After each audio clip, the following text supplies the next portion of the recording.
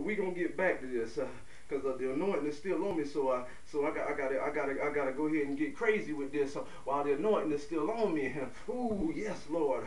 No one can serve two masters, for either he will hate the one and love the other, or else he will be loyal to one and despise the other. Now, despise the other. That's pretty much self-explanatory.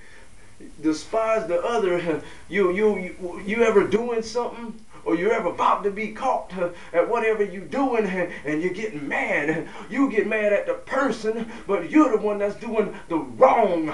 You ever been mad at your boss for saying whatever he had to say about you being late? You the one that was late, so why are you mad at your boss for getting a smidgen of an attitude? He's got a business to run. Don't you get it? My God, you just have to watch out for despising. You have to know, did I do it? Is it my fault? That's what I want to know. Is it my fault? Is there something that I need to change in me? Well, guess what? Yes, it is. Most of the time it is something that you need to change in yourself to get a breakthrough. But we have to go back to the beginning. You have to realize that you are a slave to what you do. Whatever you do and whatever you serve, that is where your heart is. And your heart needs to be in Christ.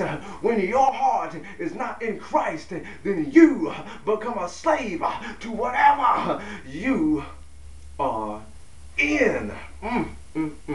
You can be serving your job. And people think, well, I gotta work, I gotta provide for my family. I have to do. I gotta pay my car payment, and I gotta have 377 channels for my cable. I gotta have the internet. There's a need for this, and there's a need for that. Well, yes, there is a need for certain things at certain times, and yes, we have wants, and yes, we have desires, and there's things that we like, but we can't like them so much to where we get to the point where we can't serve God. It's like I was late on my cable bill. It got too much behind.